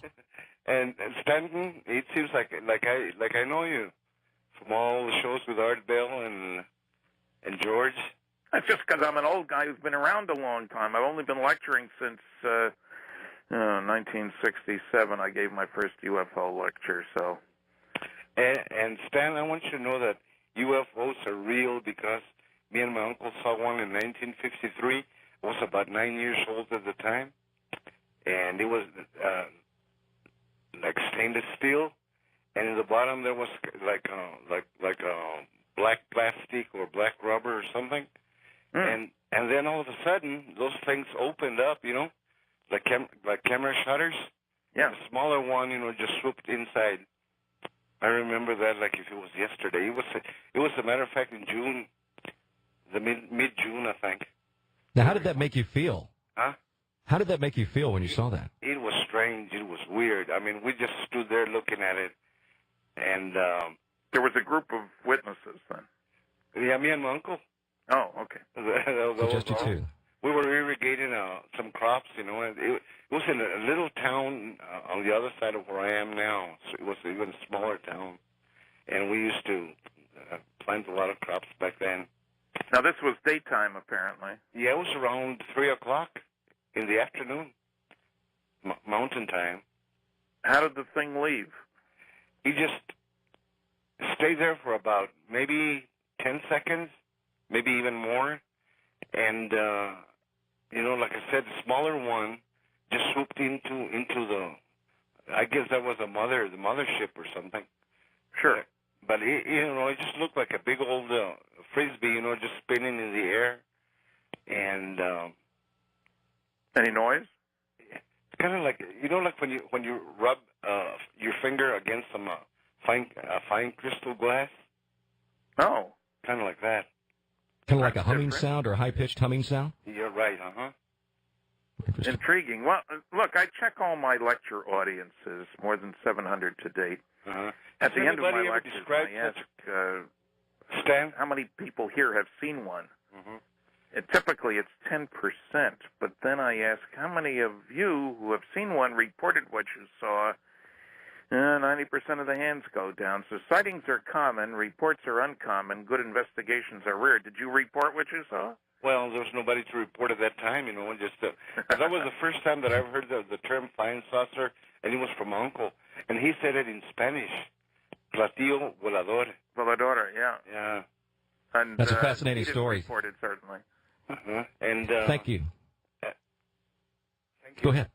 Well, thank you for your call. I appreciate that. That's a good question, Stan. When someone sees something like this, a lot of times it's so fascinating, exciting, and I'm imagining in most cases, some cases, very frightening. What is the first thing one should do? Well, the most important thing, I suppose, is to write down as much information as you can. Now, if it lasts, he was talking a 10-second sighting, but if you're standing out there watching it, can you get another witness? The guy next door, get other people to observe the same thing. And then write down as much independently so that you're not, sorting it out together. Each write down what you saw, maybe draw a sketch, and compare it after that. And if you get a decent record, you can call the Mutual UFO Network. Their big symposium is being held in Denver in July. I will be giving a talk there. That's the 22nd, 23rd, and 24th. Go to their website, MUFON.com. My talk there will be intriguing. Government UFO lies. Of course, I won't have time to cover all of them. Right. But reporting it is important. You can call Peter Davenport up on Pacific Northwest. But make a record as much as you can instead of, even details like where were you. It's surprising how people have trouble sometimes figuring exactly where they were and what direction the object was from them. You can say it's over that church steeple, things like that. And if you're going to take pictures, for goodness sakes, get something else in the picture, whether it's a video or a still, so that an examiner, people like Dr. Bruce Maccabee, can have something to work with. Right. I've stood and watched for 30 seconds as a light in the sky sits there at night, and there's nothing else in the picture, and I'm told, isn't that the most wonderful UFO picture you ever saw? And I say, no. I want more information. So you have to have something to compare it to get the dimensional aspect of it, of how big, how broad, and so forth. Yeah, and what the characteristics are of the camera, and, do it manually, incidentally, not automatic, because it'll keep going in and out of focus, which is a pain. Okay. But the Good question today is not that we don't have enough data to establish the reality of flying saucers. It's a question of people becoming familiar with that data and of dealing with the arguments made by the, as I call them, the nasty, noisy negativists And the press has unfortunately bought into their camp. Remember the Peter Jennings show? My comments about that are on my website, www.stantonfriedman.com. But, there's a lot going on. If you do see something, hold your arm up at the, out in front of you. What can you hold between thumb and forefinger that will just cover it? It takes an aspirin tablet, unless your arms are exceedingly short or exceedingly long, held at arm's length to just cover the moon. And immediately document it once you get that information. Let's go back to first-time caller line now. You're on Coast to Coast AM. Hello? Hello? Yes, you're on the air. Oh, I'm sorry. I thought I was wild card. Okay. Chris, you're doing a great job there. Thank you. I appreciate it. Who am I talking to? Good. Al up in Toronto. Hey, Al. What's your question tonight? Well, it wasn't a question. I actually, the last two callers, I'm glad they saw UFOs. I just wanted to tell Stanton my incident with seeing a UFO. Now, I didn't have to hold anything up at arm's length because this UFO would be, at one time, no more than 20 feet away from me. Whoops. And I want to, because it's so weird compared to what you hear about UFOs, this one was the shape of and the size of a boxcar on a train. And all it had was its two ends cut off at 45 degrees. And it was black as asphalt on a road in the night. And what really made it really seem weird was it had, at that time when I saw this, there was no such thing as mini satellite dishes, but it had maybe 20 of those size dishes, same color black, on pipes that came out and bent at 90 degrees, and they were all over this craft like in no particular kind of sequence. And the thing that made me kind of chuckle at it, although I was amazed also, was inside of the dish, each one of these was what I would say looked exactly like one of our light bulbs that you have in your house. And they were blinking on and off slowly, and they were all light pastel colors. Yellow, blue, pink, green, pastel. And so this thing dazzled me for about 5 minutes, just going back and forth and without a sound whatsoever, nothing. And when it finally left, all of those light bulbs revved up, and this thing became one solid white light, and off it went. So, did you report it? Well, at the time, I was actually driving a bus, and I was talking to... You didn't report it, did you? Pardon me? You didn't report it. I don't know who you would report that to. As a matter of fact, if I came away with any message at all, one fellow was talking about the telepathy there, right? Yeah. I had this distinct message like, don't be so excited about telling anybody about this because in very short time, everybody's going to know. Okay, that's what I came away with that in my head. How long ago was this? Well, okay, this is going to be back in the 70s, the early and mid-70s. But later on, of course, I came out to tell a friend out of town what I saw that night because I was just getting off work. This was about 10 o'clock at night when this happened, right? And so... And we have just about a minute here, so... Okay, well, anyway, my wife and I came back from that visit out of town, and on the road, we had fire in the sky. I mean, just like striking a match and seeing a flame following you along. Again, with no noise, and banking up and, nose up, nose down, and following us along. So at a point, maybe 2 miles down the road, I wanted to get out of the car and make sure it wasn't reflections on the window shield or something like that. And my wife was petrified. She said, "Oh, don't get out of the car. Don't get out of the car." So what happened, Sam? Did you actually get out of the car and take a look at it? Yes, I did. And then what when happened? I got back into the car to drive along, I was going to actually turn north and go up more towards it, but it started following me again. So we went along for about another 5 miles or so, and then it slowly became a little dot and went out on the horizon. I need to stop you there, Sam. I'm sorry to cut you off right now, but we're out of time. I hope you can call back and share that story with us again. We'll take more of your calls next as we enter our final half hour with Stanton Friedman on Coast to Coast AM. Now, with more of your questions, go back to the phone lines and the first-time caller line. You're on Coast to Coast AM. Hello? Hello, you there? Yes, you're on the air. Who is this? This is Olga. Olga. Okay, what's your question for Stan? Hi, Chris. How are you? Well, I have a Great, question. I have a question for Stanton, but I wanted to wait and tell him of an incident that happened to me. I'm in San Antonio, and I was like 7 miles from Lackland Air Force Base. And I was visiting my cousin at a factory, and I went outside and said, I'm going to go smoke a cigarette. And as soon as I lit this thing up, my cigarette up, I'm like 2 blocks away from the freeway. And because I'm on a hill, I was at eye level. And no sooner did I light the cigarette up, I saw, and I don't know why nobody else saw it, because I was thinking, like, why isn't anybody crashing on the freeway? Anyway, it was rectangle. It reminded me of a caboose because of the color, and it was glowing, and it was black on the bottom, like it had spirals on the bottom, like wheels. That's why I guess it reminded me of a caboose. So anyway, it goes by real slow, no sound, and my thoughts are like, why isn't anybody else seeing this? So anyway, it just keeps on going towards Lackland Air Force Base, southwest. And I go inside, and my cousin says, boy, how many cigarettes can you smoke in an hour? And I didn't say nothing. I just went in, like I was just like, didn't know what to say, and I realized my earring was missing.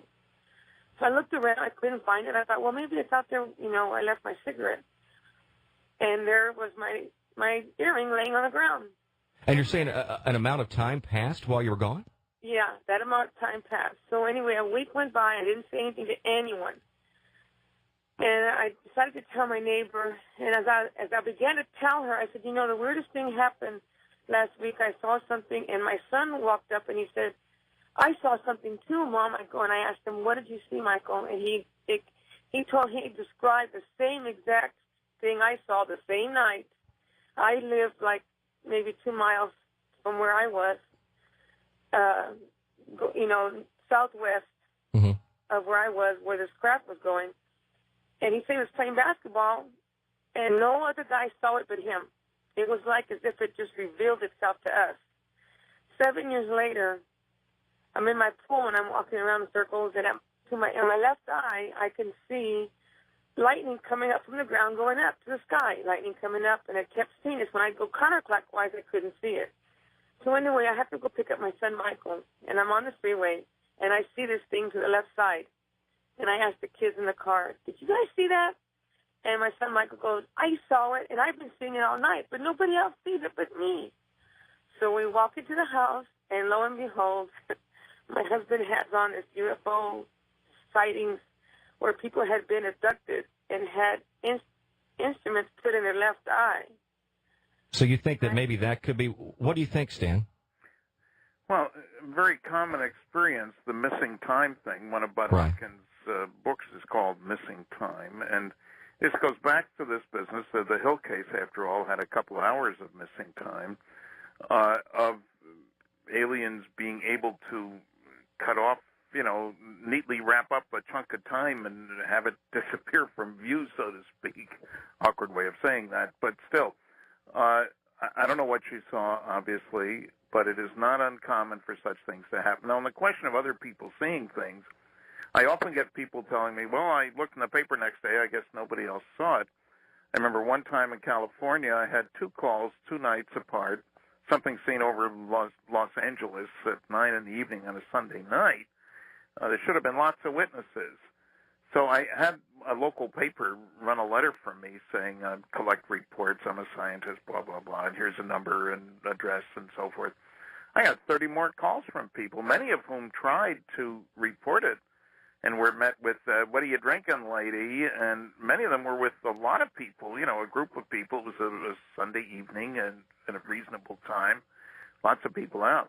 So you would think nobody had seen anything, but then when you start checking further, you find lots of people see it, but they didn't report it. And so it's one of the problems. There's a great selectivity in who reports and who doesn't, and what percentage of the available data do we ever get as investigators. As to what it actually is. My question to you was, has anyone else ever seen a craft like that? Well, we had a caller earlier in the evening who talked about sounded like the same thing. Yeah, I heard him, and I was like, oh, right, because I was like, everybody always talks about disc and, tooth kind of things, but they come in a lot of models is all I can say. We got Volkswagens and we got Cadillacs. Ever since then, I have become very intuitive, you can say. Mm-hmm. I can say things like, wouldn't that be something if this happened, and 2 weeks later it'll happen. Always in a 2-week frame. I can see something like that Mississippi, the bridge that fell, where that barge hit it. I saw that weeks before it happened, and I told my son, wouldn't that be? He goes, don't, Mom, don't even say it. I go, wouldn't that be something if a barge hit this bridge? And then something happened. And we went to Chicago, and we came back, and a week later, we were there for a week. We came back a week later, 8 people died. That's an interesting story. Thank you for calling and sharing that with us, Olga. Hopefully you won't have any more negative impacts of that premonition type. So let's go over to the wild card line now. You're on Coast to Coast AM with Stanton Friedman. Chris, you're doing a great job in the cockpit there at Coast to Coast. I appreciate it. Thank you very much. Who am I talking with? This is Mark. I'm calling from Reno and listening on KOH 780. All right. So how are you guys doing tonight?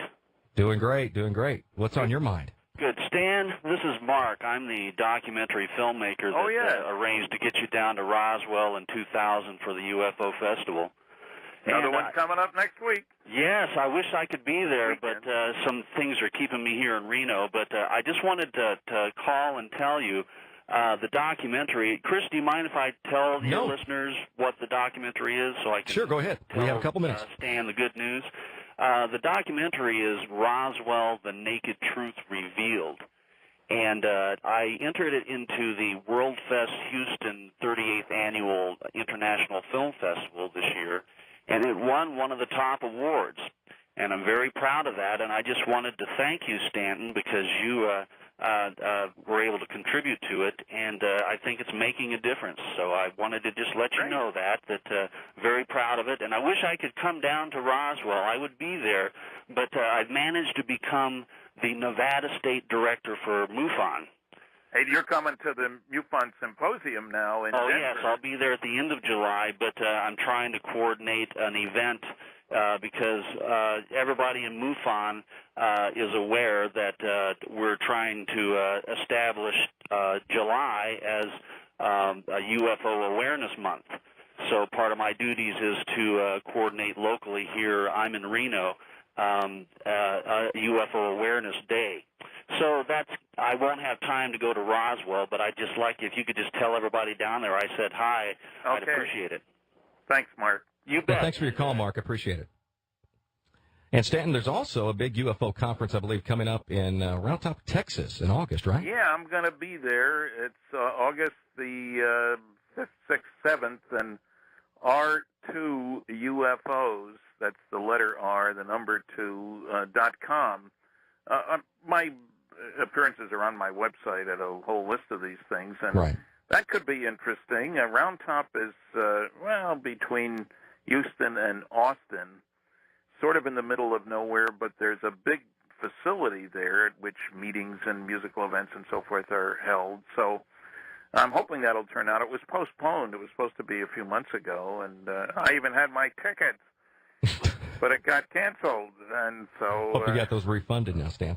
Unfortunate, but yeah, there's a lot going on, and who knows? I'm looking forward to MUFON because we have papers by professional people. I'm looking forward to Roswell, mostly because of Jesse Marcel Sr. I mean, I've been to Roswell, but me and the 1.7 million visitors have been to the museum there, which is rather remarkable when you consider that Roswell is, 200 miles from Albuquerque, El Paso, Amarillo. If you're there, you want to be there.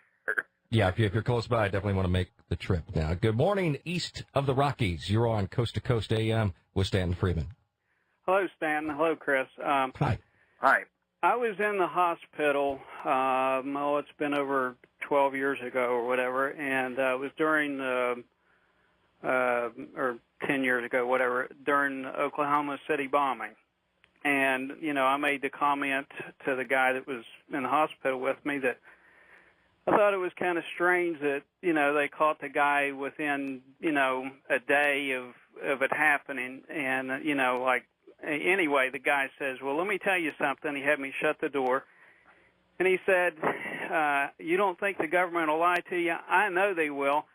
And he proceeded to tell me a story that a UFO had crashed at the end of Main Street in a small town in West Virginia.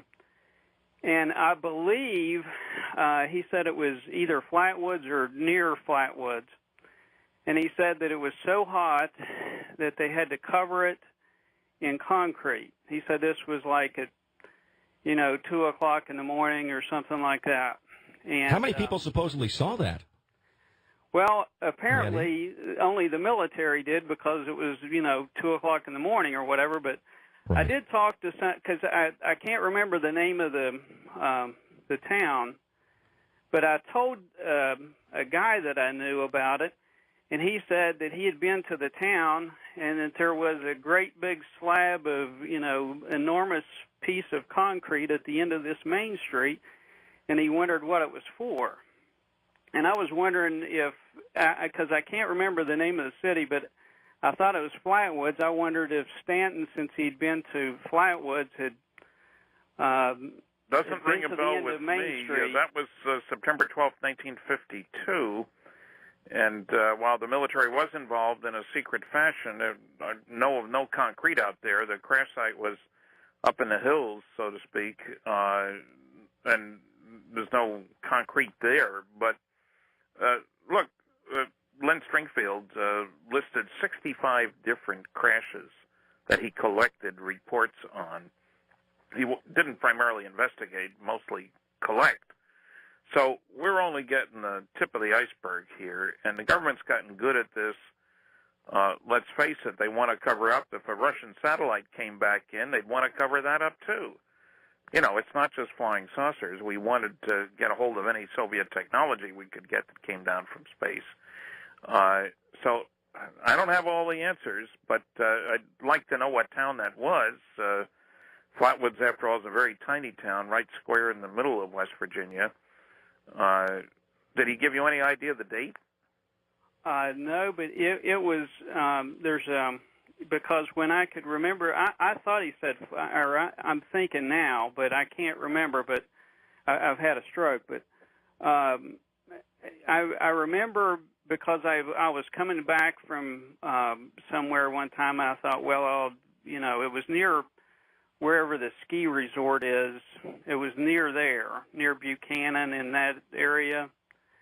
And I started to take, an exit. And I took the exit, started to go there, and I just, the weather was too bad and decided not to. But so we got another mystery on our hands. Damn. Another mystery. Interesting mystery. One thing, but I'll take the answer off the air, but I was wondering, I heard someone else mention an incident in Flowerwood, Georgia. If Stanton could... what was the that name sound of familiar that to you? town? Was it Flowerwood? Flowerwood, I believe he said... Georgia. The story was like near a school or something, and one landed on a football field or something like that. I don't get any immediate response to that. I had heard you on Chuck Harder. Someone had called in and told the whole story, and you were going to look into that or something. Doesn't ring a bell. Maybe something else will come up. We'll have to let you go, but thank you so much for calling in. We're running out of time. I want to get to at least one more call before we wrap things up tonight with Stanton Friedman. Let's go right now to the wild card line. You're on Coast to Coast AM. Hello, this is Sam. I'm in Indiana on HAS 11. Yes. WHAS 84. How you guys doing? Chris, you're doing a great job. Hey, I appreciate it. Thank you so very much. This is a quick question for Stanton. Okay. About Clarence L. Kelly Johnson. I wanted to know your thoughts about him and his technologies and aircraft design, and if you feel that in 1952, when his career started really taking off at Lockheed Martin Skunk Works, that had anything to do with the Roswell crash and possibly alien technology. And I'll take my answer off there, and you guys are doing a great job. What a show. Thank you very much. And Stan, we do have just about 60 seconds left. Okay, So. and there's no question one of the great American designers, of advanced secret aircraft, U-2s, etc. He did have a fine UFO sighting back many years ago in company with other aerospace types, if you will. So I consider him one of the great engineers of our time. And the book, The Skunk Works, by Ben Rich, who succeeded him, tells you a lot about Johnson as well, Kelly. And there's no question he believed in flying saucers because he saw one with other competent observers. And who could be more competent than that? What was the rest of that question? I think you covered it there. Yeah, okay. And thank you for your call there. So, Stan, where are you going next now? What's up next? I'm going to Roswell this weekend. Going to be down there 5 days. 2 weeks later, I'll be in Denver. And 3 weeks after that, I'll be in Texas. These are all listed on my website, www.stantonfriedman.com. I'm hoping to go to China in I was going to ask you about that. Which would be very exciting indeed. Hong Kong, Dalian, and maybe even Taipei, but it's not set in concrete yet, so I got my fingers crossed. Is there a big interest in the UFO phenomena over there in Asia as well? Oh, yeah. There didn't used to be. You didn't see anything in the papers for many years, and then suddenly China blossomed, and lots of professional people, huge UFO groups, and I've been in touch with the Hong Kong people for several years, and they want to get in the act, so be careful going over there. Through and hope at my advanced stage that I can put up with the rigors of travel over there. Well, good. It's been a total pleasure being with you tonight again, Stan. I appreciate you coming on to be my first guest for my first guest host role here for George Norrie. Sound like an old pro, Chris. I do my best. Thanks. Thank you so very much, Stanton. And I do want to thank Trevor Oliver, Lisa Lyon, and, of course, George Norrie for allowing me the chance to spend this evening with you, the listeners. I hope you've enjoyed it. It's truly been a pleasure for me. And thanks again for all of those emails, too, that you all have sent me the last couple of days. I do appreciate it. Tomorrow.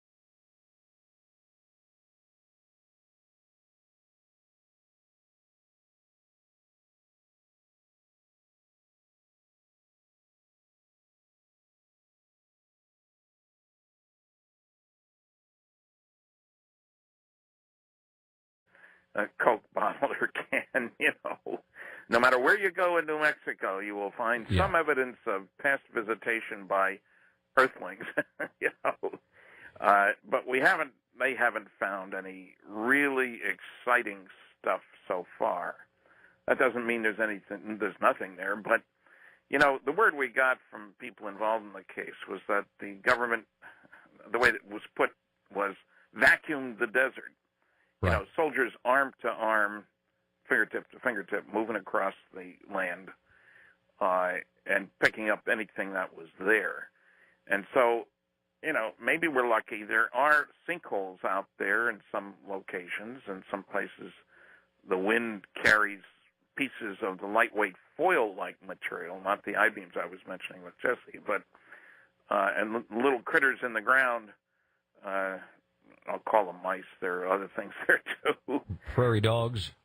Well, not so many prairie dogs. It's awful dry for them. But, so, I'm not saying nobody will ever find anything out there. But one point I try to make to people is that everybody says, hey, where's the real crash site? And I say it's out that way. And let's face it, there are a good 10,000 square miles of identical land all around the area there. As a matter of fact, I'll be doing, I'm told, a 4-hour session with a Discovery Channel TV production team out there, and they have agreed you don't need to be at the exact location to tell the story, because there's no way you can tell the difference between that location and all that other land out there. No way to find out. Yeah, there's no landmark in the sense of, oh, near the big oak tree. There aren't any oak trees there. There aren't any trees there. So, people are always saying, I want to go right to the site, as if there was something mystical about it. And in a sense, I just came back late tonight from New Hampshire. And while there, I was with Betty and Barney Hill's niece, Kathy, and we went out with the production team to the exact location where the Betty and Barney Hill abduction took place. Now, there's trees all over the place, except in this clear area. There's a house there now, but it was clear when Betty and Barney were there.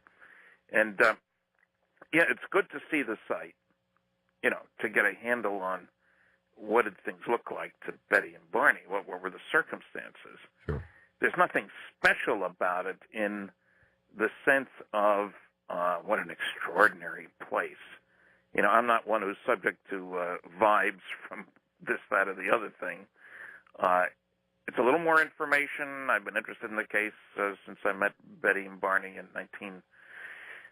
68, which is a long time ago. And, of course, I've seen Betty many times since Barney's dead. But that story is still a very important story. But people shouldn't get all caught up in making shrines out of places. That's not what's important. It's what happened that's important. It does force you to ask the question, how desperate are we getting if we have to bring back in 67-year-old guys? He didn't complain. I want to stress that. Jesse didn't complain. He loves to fly.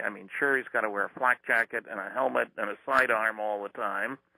And one day he went back to his trailer there at Base Anaconda, and a few minutes later there was a big explosion. The third trailer down had just been blasted to smithereens by the artillery. Not a fun time in Iraq, especially. It gets a little warm there, Oh, yeah. Well, I'm glad to hear I'm that he is. expecting Roswell to be hot, but not like Iraq. Well, I'm glad to hear that he is okay. Now, I understand. Oh, yeah. I'm sorry. Go ahead. No, just that as far as I know, and everything's day to day in Iraq. Well, that's true. It's not as if nothing is happening over there. There's a lot happening. Much of it not good, obviously, and that has nothing to do with UFOs per se. But knowing Jesse, I'm really looking forward to seeing him, and it'd be kind of fun to sit in a convertible in Roswell and wave during the parade. Well, it sounds like it's going to be a very good time. And when is that happening then? This coming weekend? Yeah, it starts officially on Friday this weekend. I leave here on, I go from beautiful downtown Bangor, Maine. Just drive down there and then catch flights and then drive from Albuquerque down to Roswell. Good highway for anybody who's planning on coming. And, there is another surprise, too. I don't know whether people have heard of this or not. Been traveling quite a bit myself. But the museum, the International UFO Museum and Research Center, has announced that they've purchased a prime hunk of land in the middle of Roswell and are raising funds for a new, larger, improved museum. And it's, I have to tell you this, there's a new McDonald's restaurant there. Now, ordinarily that wouldn't be big news. However, this one is built in the shape of a flying saucer. Of a flying saucer. Right across the street, the new museum will be there. But that tells you something. If McDonald's is willing to break with a certain amount of tradition, doesn't it? Yes, it does. They're definitely taking the best of it with the history surrounding the town there. Now, I understand a couple of years ago there was a group who actually did some excavations at the supposed site of the crash in 1947. Are you aware of that, and what kind of information they were able to obtain from that? Well, I remember the picture from the Sci-Fi Channel movie of the, I'll call it the armored trucks carrying samples of the dirt into the bank before they were going to be looked at by. That was the University of New Mexico archaeology department, and they were looking for bits and pieces of this or that, anything strange, and not much has come out of that so far. And you sift the soil and see what's there besides maybe. Right. Now, you also just took part in a recent conference on dolphin and ET civilizations in Hawaii that was held earlier this month. Can you tell us a little bit about that? Well, Joan Ocean, who, maybe because of that name, has been swimming with dolphins for many, many years, and she organized this conference, and I got asked to go, and so I did, and I'll tell you, I was surprised about a couple of things. One of them was we went out on a boat ride, one of these 14-foot Zodiac boats, and to be with the dolphins. Now, I hate to admit it, but I'm not a swimmer, but the people who were swimmers on the boat did go in the water with snorkeling gear, and it was incredible to see. We're near a pod of 200 dolphins, mostly spinners. There were some spotted ones, too. And to watch these guys swimming around and then leaping out and spinning, and to talk to the people who were in the water. And I talked to the captain of the boat, and he's been involved in a lot of research projects.